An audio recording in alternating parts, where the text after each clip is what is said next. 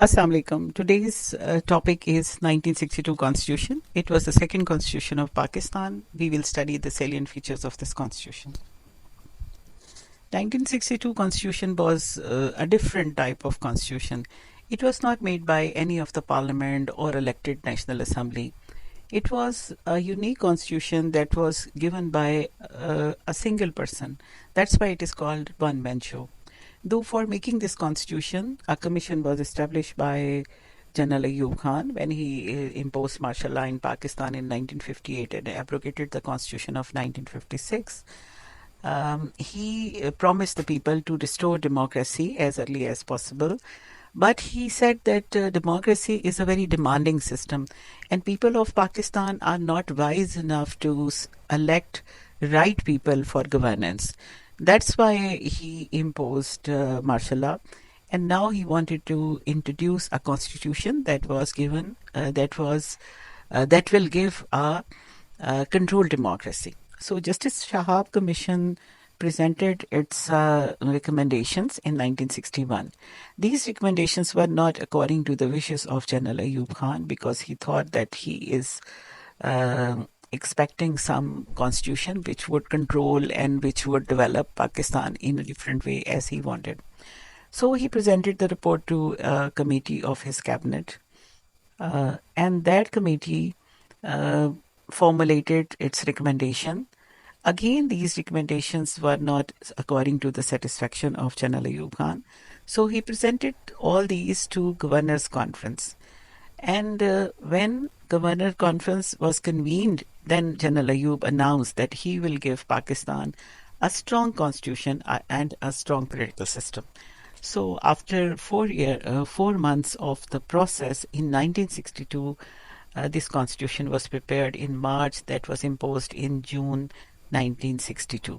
So it was the first constitution of Pakistan that was made by a commission, that was recommended by a commission, a cabinet, a governor's conference, and that was approved and finalized by a dictator, General Muhammad Ayub Khan.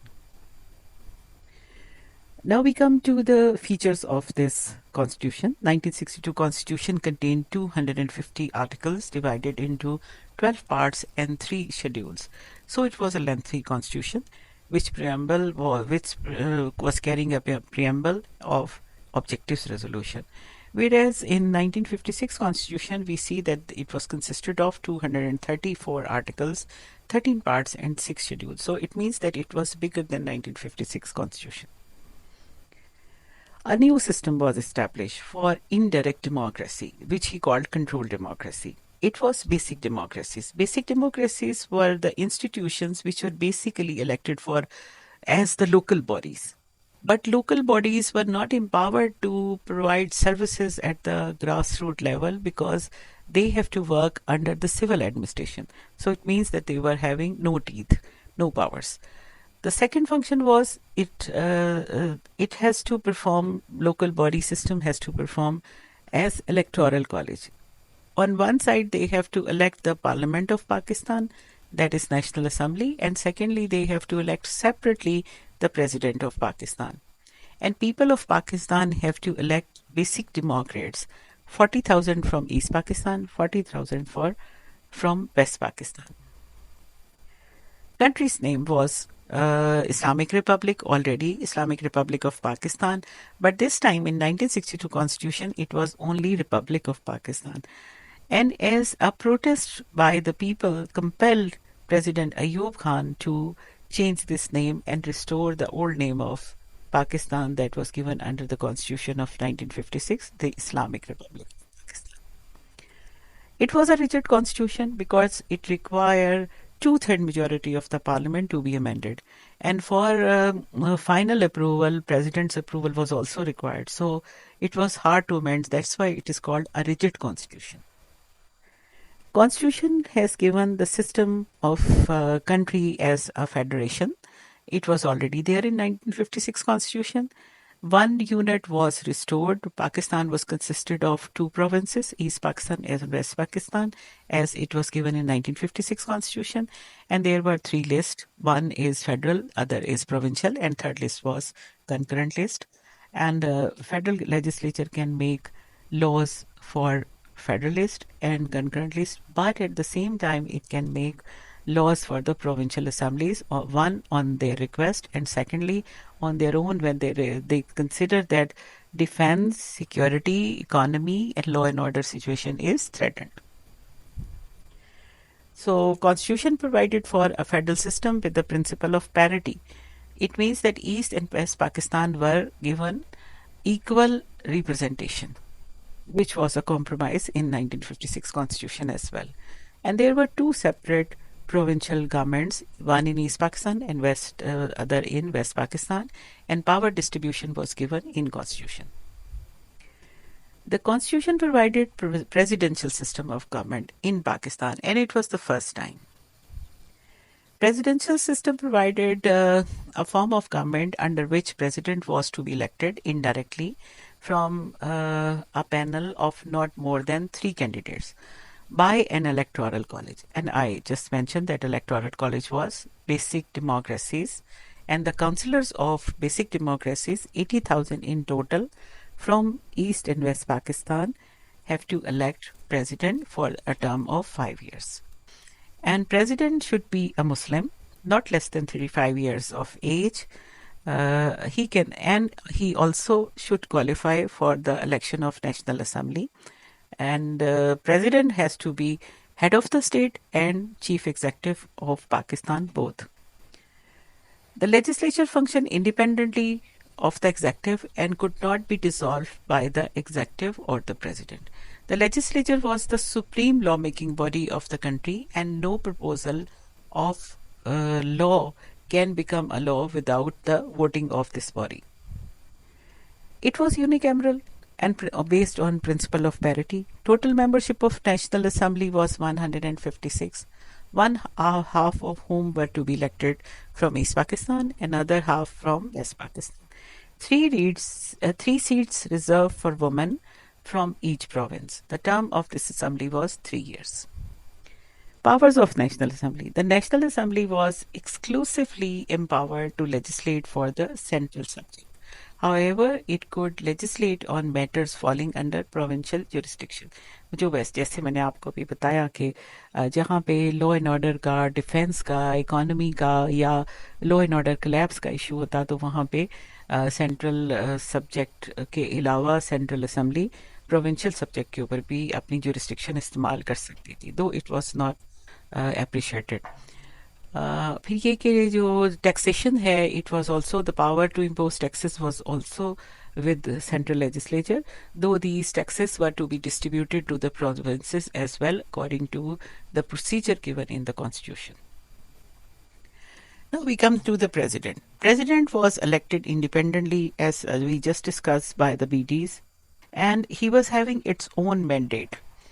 And he has to perform all the executive functions of the government, or he would hold office for a fixed term of 5 years, and he could not be removed from his office ordinarily. But there was a process of impeachment introduced in the constitution, but it was too hard to impeach a president because it needed 3/4 majority in the legislature. So like American president, this office was quite secure. Now we come to the powers of the president. He was chief head of the state, he was chief executive and head of the administration. He has to appoint provincial governors, federal ministers, all the high offices of the government of Pakistan, judges, etc. Then he could issue ordinances in the absence of National Assembly meeting.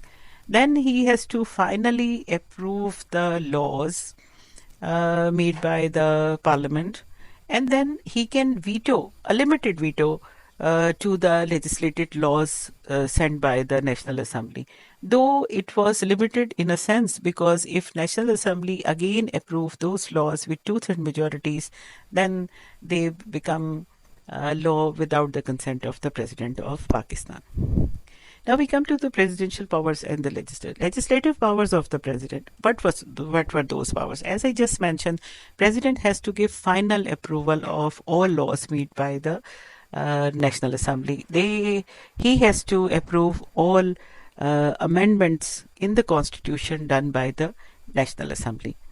So president has strong control over legislative process as well. Same is the case with budget. When the budget has to be presented, ministers used to be in attendance in legislative body, means the National Assembly. They can send messages through their party members. Also, they can assert their opinion over the members of their own party and then send messages to pass the budget as it is. And moreover, the ministers, though they were not the member of the parliament, but they can attend the meetings of the parliament, or so they can assert their opinion there. There were some emergency powers with the president of Pakistan in under the 1962 constitution. He can impose emergency and suspend fundamental rights and take over directly the provincial governments in case of emergency if he decides so. Prime Minister. There was no office of Prime Minister. Office of the Prime Minister was totally abolished. Even the suggestion for having a Vice President by Justice Shahab Commission was rejected by Ayub Khan because he wants to have sole authority in his hand as a President of Pakistan and control all the executive powers single-handedly. Now we come to the provincial governments. Provincial governments, there were two governments, East Pakistan government, West Pakistan governments. But governors were to be appointed by the President of Pakistan, and they have to make their own cabinet with the approval of the President of Pakistan. And they would remain in office until and unless they enjoy the confidence of the President, or President can remove them at any time on his displeasure. It means that the provincial governments were directly in control of the President of Pakistan, and that was actually the compromise on the provincial autonomy, which was much demanded, especially in East Pakistan. Now we come to the provincial legislatures. Each province was having a legislature. Provincial legislature consisted of 150 members. Later, this number was increased to 218, and they have to make laws for the list provided in the constitution for provincial subjects. Fundamental rights were given in 1962 constitution, but initially they were not there. But when people demanded that no constitution in the present era can be without fundamental rights, so the fundamental rights were incorporated as civil rights, and almost the list which was already provided in 1956 constitution was replicated here. Free judiciary. It was an important feature because judiciary was the custodian of fundamental rights, so free judiciary was established. The Supreme Court of Pakistan was responsible for interpretation of law and executive orders as well. Initially, this feature was not there, but later in 1963, constitutional amendment was instituted to give judiciary a power of judicial review. Judicial review means judiciary can review any law made by the parliament, any policy and ordinance issued by the executive, chief executive. Supreme Judicial Council was first time introduced in Pakistan. The Chief Justice of Pakistan and the two senior most justices of Supreme Court were the members. They have to review the cases of judges. If they found guilty, they can be recommended to remove to the President of Pakistan. So it means that it was a good practice that President should be helped to investigate the cases against the judges. Islamic provisions, all those which were present already in 1956 constitutions, they were replicated here, and these were the part of the principle of policy. Only the President of Pakistan should be a Muslim, and the name of Islamic Republic of Pakistan were the provisions which were in the main body of the constitution. Lastly, the Advisory Council of Ideology was established to review the existing laws according to the Islamic teachings. So this is the end of today's lecture, and what I wanted to conclude that 1962 constitution was a constitution which was not made by any of the legitimate body, but it was a one-man show. So it flopped with the downfall of Ayub Khan, and it ended into another martial law in Pakistan. Thank you very much.